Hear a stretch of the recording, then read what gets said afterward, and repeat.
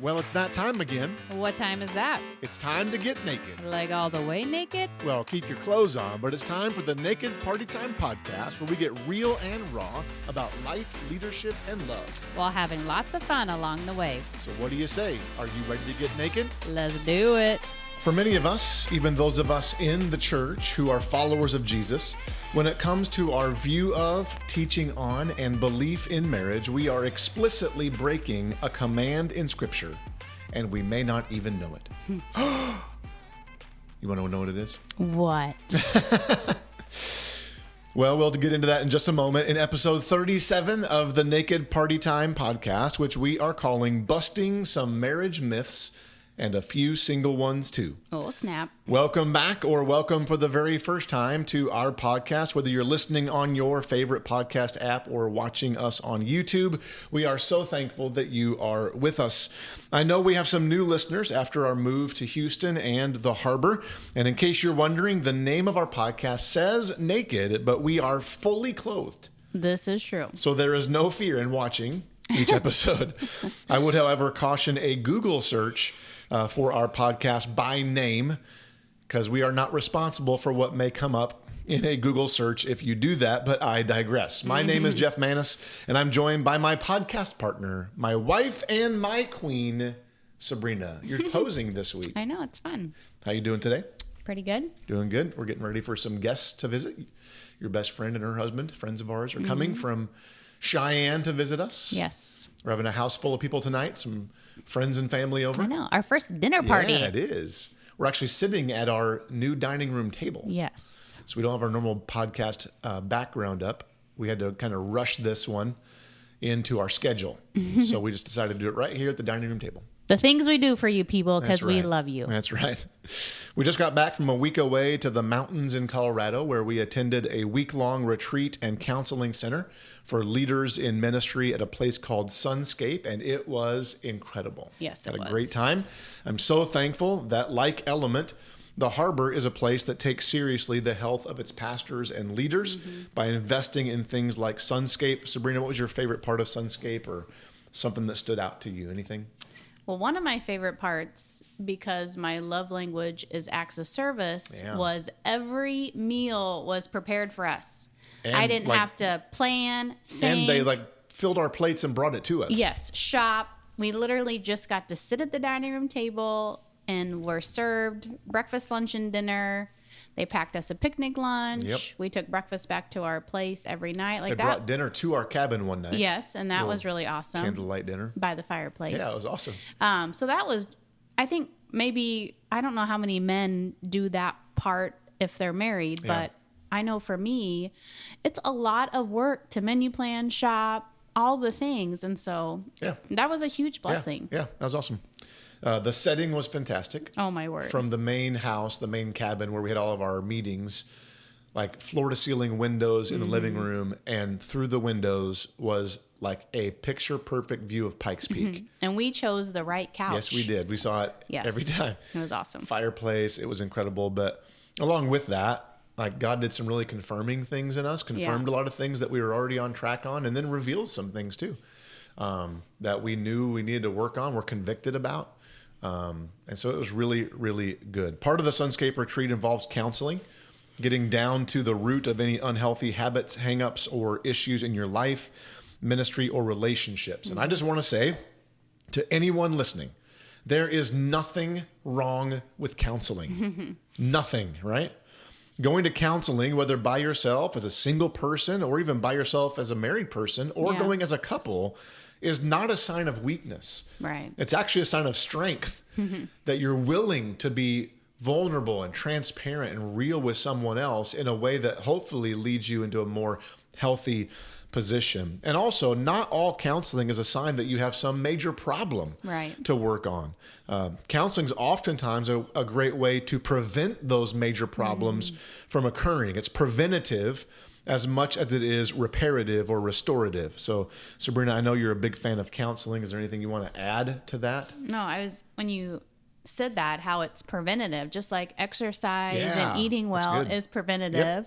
so is counseling. Because especially when you're a Christian, you just never know when the enemy is going to attack. Yep. And he's always looking for ways to steal, kill, and destroy us. So we have to be so adamant in good seasons because we don't know when the bad is coming. And I think sometimes as Christians, we think, oh, it's good, everything's going well. And then we're hit and we're not ready. And so I think it's even more important to be preventative in the good because we just don't ever know. Well, we went in with, we felt in a pretty good position, pretty healthy. Like it was preventative, not restorative. But that said, because we were there and these counselors were asking great root level questions, God revealed some things that we didn't even know were there. Right. That we need to work on. Right. Which was awesome. Yeah. We went over 2 personality tests, Myers-Briggs, which is who you are, and then Taylor Johnson, which is where you are. And so it was really good to know who we are and where we are and how we can improve. Because this is a journey. Yeah. We're not going to be fixed. Yes. We're on a journey until the day we meet Jesus. It's awesome. Okay. On last month's episode 36, we talked about celebrating singleness, and we were so encouraged by some of the responses we got back from many of you, specifically from our single listeners. Comments like this one. I'm not going to share any names in case anybody's like panicking. Why did I text them? Please keep texting us. Great podcast. Loved it. I used to hate hanging out with married people. I embrace it now. Not only do they teach me, but I can teach them. Thank you to you and Sabrina for always making us single people feel loved. That was awesome. Super encouraging to get. Another one, Sabrina and Jeff just finished the Celebrating Singleness episode, and wow, thank you. 2 exclamation points. I feel very loved and supported as a single man, and especially as a guy serving in God's church. Love that one as well. Sabrina, why don't you read the next one we got? Amazing podcast on singleness. Maybe I can be one of your single friends. Please. Yay! We want some single friends. That would be awesome. So we'll take them up on that offer. We already actually told that person we'll take them up on that offer. Yes, we did. And then one more, just watch this, Jeff and Sabrina, because I'm single and it's Valentine's Day and I'm watching podcasts. I have only one word and then all caps with multiple explanations. Amen. Thanks for this so much. So it's comments like those that are super confirming and help us know that we're beating the right drum, right, Sabrina? Yeah, it is good to know because, we obviously pray and ask God what we should do a podcast on, but it's good to get that feedback too. Yeah. Yep. And when you're talking about a subject that, like I even said in the podcast, I don't want us to be condescending or even, flippant in our addressing singleness when we're speaking from a married position. Right. So to hear those confirming words from single people is always appreciative. Yeah, because we want to honor them. Or like if you preach a sermon on whatever, suffering. And you're preaching from a place where you're not going through any suffering. Yeah. It's always good to hear from people who are in the thick of it, confirming some things that you said or whatever. So that was good. After releasing that episode, though, I started thinking about a couple of other things that I was bugging you about, telling you we should talk about that, that I wish we would have shared. And as I continued thinking about them, they seemed to fit into the category of myths. I use that in quotes. Myths about marriage and singleness. And here's why I started the episode saying that many of us are breaking a command in Scripture when it comes to how we think, teach, and what we believe about marriage. These myths are something we end up copying from the behaviors and customs of the world. Right. Not according and according to the Apostle Paul, we are commanded not to do that. So Romans 12, verse 2. What are the first 2 words of that verse? Don't copy. Don't copy the behavior and customs of this world, but let God transform you into a new person by changing the way you think. Then you will learn to know God's will for you, which is good and pleasing and perfect. But when it comes to marriage and relationships and singleness, even in and especially in the church, we have a thinking problem. The problem's not the relationships, it's our minds, I think. Yeah. And our thinking has been informed by myths that are passed down through the behaviors and customs of the world. So here we go, Sabrina. There's, by the way, there's several myths I'm leaving out. I told you we might come back and address them. There's myths about sexuality. There's myths about parenting and children that we're not addressing here. 2 major myths in this podcast that I think play a huge part into the way we think and into the last episode, into why we don't celebrate singleness very well. Yeah. Sabrina, what's the first myth? So the myth of the one. I like how you said that. And you used air quotes on the one. Myth number 1 is the myth of the one. And we put that in air quotes because we're meaning that with this myth, we end up believing that the key to a lasting marriage or the key to a thriving, passionate, romantic, successful, fulfilling, insert all the things. All the words, insert whatever word you want there, that the key to that kind of marriage is finding the one, right? Mm-hmm. We say this all the time. We say it, or we hear people say, well, I just haven't found the one, or they haven't found the one, or even in the church. We'll talk about praying for our single friends, our kids, or even ourselves, that God would show us the one, that he'd lead us to the one or find the one, as if there's only one person on the planet that I can have a healthy, thriving, God-honoring marriage with. Or we'll then, after we're married, celebrate how blessed we are because we have successfully found the one with our own spouse. What a lie. Think about the absurdity of this line of thinking that we have just fallen for hook, line, and sinker from the culture. It's absurd. Mm-hmm. And I say that word absurd not in condemnation, but in inclusion, including ourselves in the absurdity. Because I know I followed this myth. You've followed the myth. I even, for a while in my preaching, preached this myth. I know. Can I just say we're sorry? Yes. We're so sorry. Yes, we are sorry for how we have misled people. Yes. And I'm talking, it's not like last month, but years ago in my preaching, I would preach this idea of finding the one. So follow me here to see this absurdity.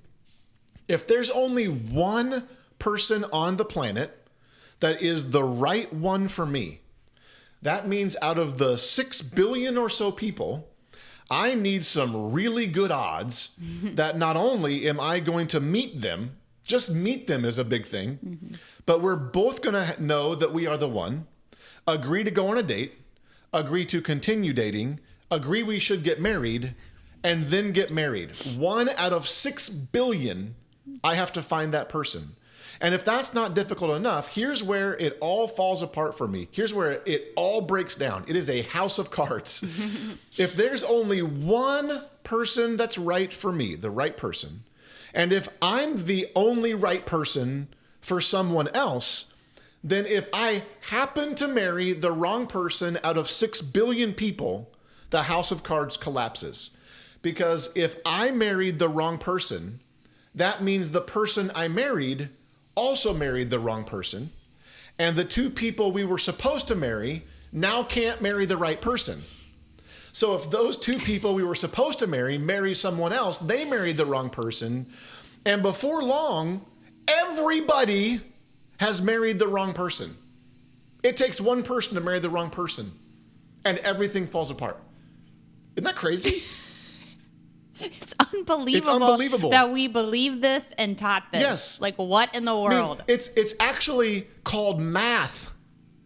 It's statistically impossible for every single person to marry the one and only person on the planet that they can have a thriving relationship with, because you marry one wrong person and everything falls apart.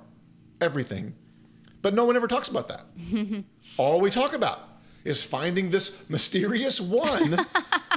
And we write songs about it and books about it and blockbuster movies about it. And we ooh and ah over it and shed tears about it, all the while copying the behaviors and customs of the world.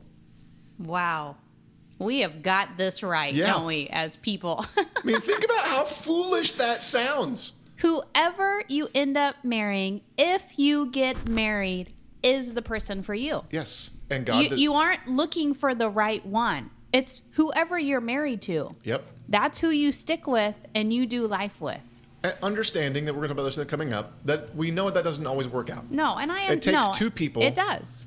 Guys are mowing outside of our house here, so if you hear the lawnmower, it's because of that. We'll see if it picks it up or not. But like, it takes two people. It does take two people. But God's desire, right, once you are married, is that's the one. Well, if we go back to our last podcast and we start with the question to Jesus, yes. Should how I be married? do you want me to be a disciple? Married or single? Kids or no kids? If we can start there, then finding the right one is so much easier because you know if you're supposed to be married or not. Yep.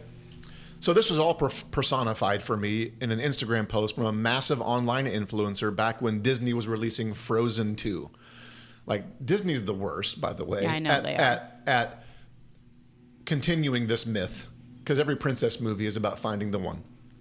Frozen's a little bit different, I understand, because, you know, Elsa doesn't necessarily have romantic interest. And that's part of this Instagram post. This person has a podcast. They were keynote speakers at conferences, hosted their own conferences. The post had over 21,000 likes, over 1,200 comments at the time it was released, most of which were in agreement with what the person was saying. And it shows how we are following the behaviors and customs of this world. This person at the time, I don't know right now where they're at, but they, you know, claim to be a follower of Jesus. Here's their Instagram post. I know this isn't the point. I know it. But if Elsa doesn't fall in love in Frozen 2, I'm gonna ... I'm gonna be gravely disappointed. Why aren't the trailers hinting at a love interest? Where is the subtle nod to a new character that's all wrong for her, yet all right? She's an ice queen, you guys. You're telling me no one wrote in a B storyline with a fated love to like a sun god or something? I'm reading it with my imagined voice inflection here. He's fire, she's ice, but somehow it works. Look, I know it's all about loving yourself and Arendelle sisters before misters, but Anna got Kristoff, and I think it's only fair, and I'm really stressing about this, guys. Wow. Elsa deserves to find the one. Mm-hmm. And there's some magical person out there for her to find. It's only fair that Elsa find the one. Why are we disappointed if Elsa's single? I don't know. Isn't that crazy? It is crazy. I remember that post too and being shocked by that. I feel like I'm a little hypocritical because I watch Hallmark movies and they're the worst. And they are the worst. But I'll tell you, this is why I watch them. I know why you watch them. Even though I don't believe in some of the things they say, but they have had... There's a couple new ones now. Yeah, they're different. Yes, they have made some strides in some areas. But the reason why I like to watch them is because I don't have to worry about anything in them. Yep. There's no nudity. There's no cussing. Yep. There is no making out grossly. Yeah. Like, I can watch it and know it's going to be clean. Yeah. And there's not a lot of clean content in the world today to watch because we have to remember what comes into our heart flows out of our heart. And I want to make sure I'm very wise with that. But 99% of Hallmark movies are about finding the one. They are. Yeah. I know. And I feel convicted about that. Yeah. If finding the right person was all there was to a happy and healthy marriage, then 50% of marriages would not end in divorce. Right. And the divorce rates of second and third marriages would not be even higher because almost everyone who gets married believes what? They found the one.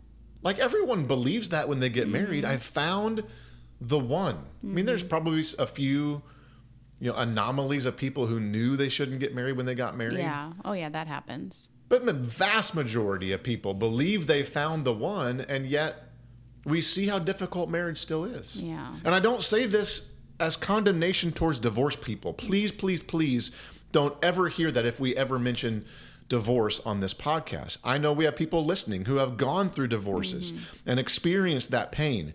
I'm just stating reality. 50% of first marriages end in divorce, and the numbers are staggeringly higher for second and third marriages. So finding the mythical one is not the answer. Right. Because a happy and healthy marriage never starts with who you marry. It starts with who you are living for. And it's not myself or my spouse or my kids if God allows me to have them. The key to a lasting, healthy, fulfilled life, not marriage, a fulfilled life, married or single, is making Jesus the very center. Jesus, the sole pursuit out of which all other pursuits should flow. Mm-hmm. That's the key to a healthy, lasting there's marriage. Hope no matter what your story is, no matter what you've gone through. God is a redemptive God. Yeah. He can redeem your story. Yep. And you can start living for him Yes. right here, right now, and move forward. Yep. And if you are single, you can ask Jesus, how do I be your disciple? Yep. Single or married, kids or no kids? Like, what does that look like for me? Doesn't matter your age, where you're at. All of us can start there and then start pursuing Jesus and let him be in control. Yeah. We are not in control. Yes. Yep. Now, last thing I'll say on this point, and we'll move on. I'm not saying there aren't times where people have gone against the will of God, right, and married someone they shouldn't have. Right. Like, I know that's the case. We're human. There are people who are gonna pursue someone for the wrong reason, even get married when they shouldn't have. I get that. But we've got to trust that God's grace and his power is much bigger than our marriage choices. And once we are married, it is his desire to make that marriage a healthy and thriving one. And again, I understand that doesn't always happen. Yeah. Many times outside of our own desire, marriages fracture and fall apart. So to those of you who have walked through or are walking through the dark days of divorce, we see you, we love you. You are not done by a long shot. Yeah. As Sabrina said, God is in the redemption business, and he may not redeem your marriage, but he can redeem you. Yes. And your story and use you for his good in his kingdom. Yeah. So I believe the second myth actually flows from and directly with the first one. So because we believe the myth about the one, we also fall for myth number 2, which is what? Chemistry will lead to intimacy. Yep. We just believe, we have chemistry. Wow, we have chemistry. It's going to lead to lifelong intimacy. That's all we need is chemistry. That's what all the movies show. Chemistry and love. Yeah. Finally found the love of a lifetime. Firehouse. That was one of our jams. Yeah. What's actually our song by Chicago?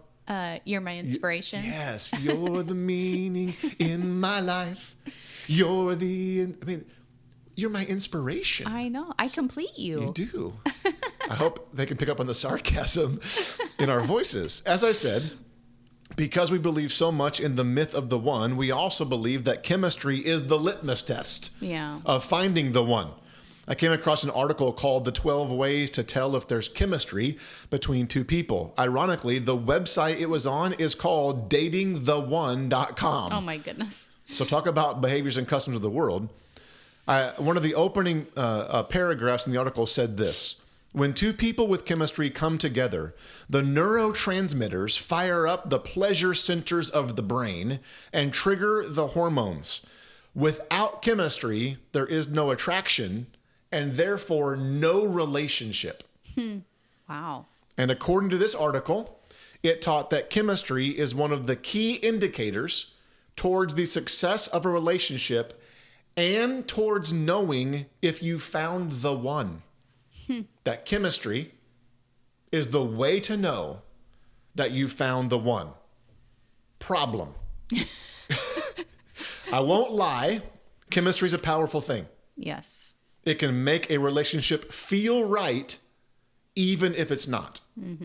And when a relationship feels right, we tend to believe it is right, which is not, which it very well may be. Right. It might be right. But chemistry is not the way to figure that out. It can make it feel right, but it may not be right. Right. The reality is, here's again the absurdity of counting on chemistry to know you found the one. You can meet someone at Chick-fil-A and have chemistry. You can. You can meet someone anywhere. Yeah. I mean, they look at you, you look at them, they're physically attractive to you, and then you notice they dip their waffle fries in Chick-fil-A sauce. What? And you say, whoa, you dip your fries in Chick-fil-A sauce? I do too. What? This is amazing. No, everyone dips their fries in Chick-fil-A sauce because Chick-fil-A sauce is from the Lord Jesus Christ himself. Amen. And if someone does not dip their fries in Chick-fil-A sauce, you should pray for them and definitely not date them. We do have a kid that doesn't like Chick-fil-A sauce. Yeah. Now, I'm obviously saying this tongue in cheek. What I'm trying to point out is chemistry is not hard. Right. You can find chemistry literally over anything with almost anyone. Right.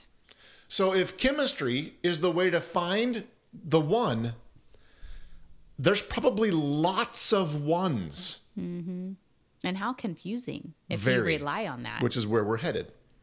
Please don't stop the podcast now and say that I believe relationships should not have chemistry. That is not what I'm saying.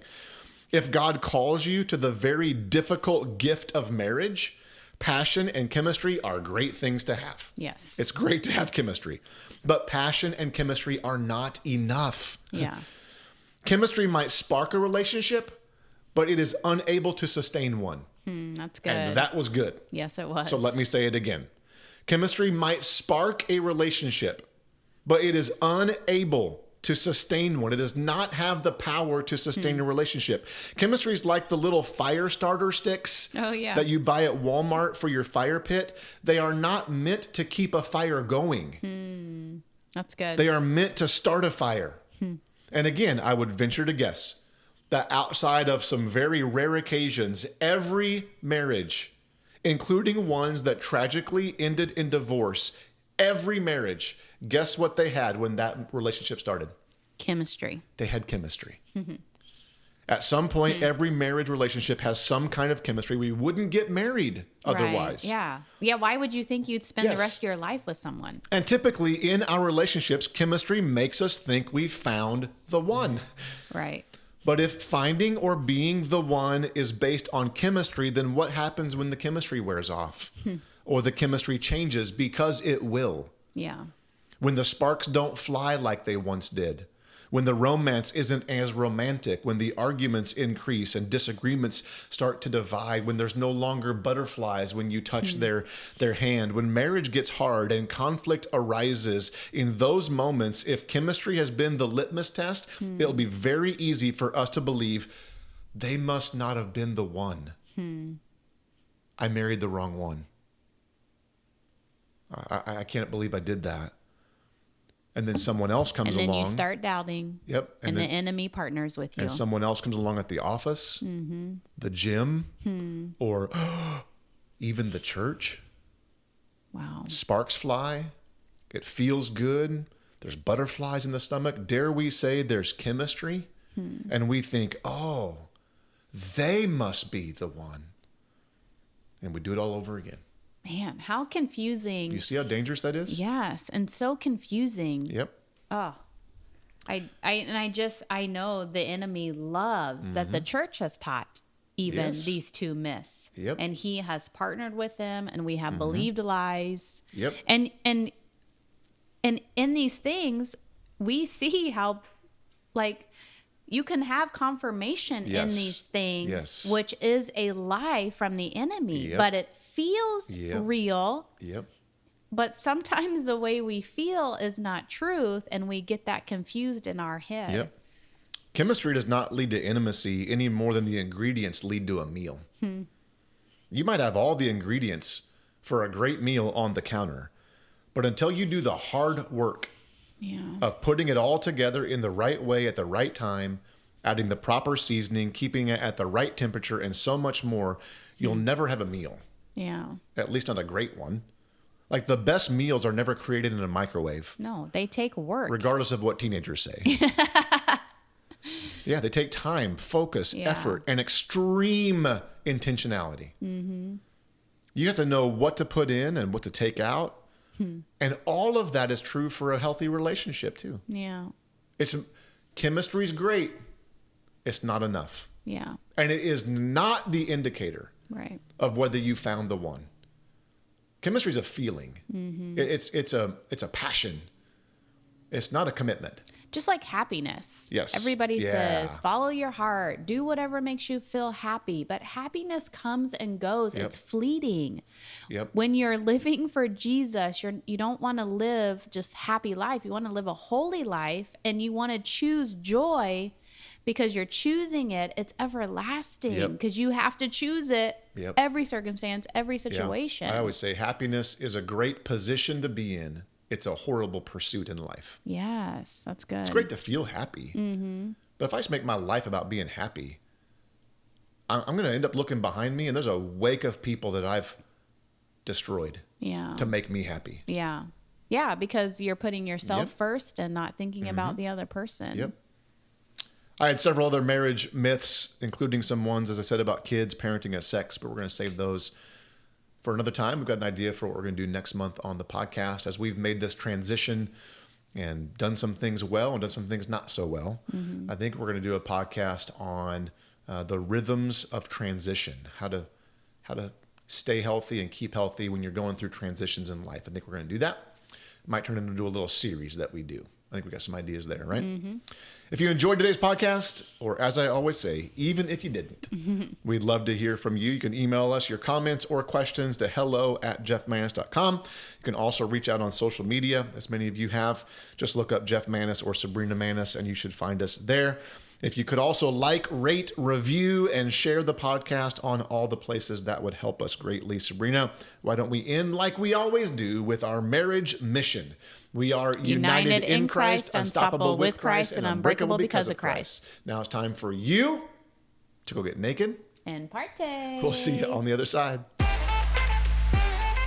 You've been listening to the Naked Party Time podcast. Join us next time as we get real and raw about life, leadership, and love.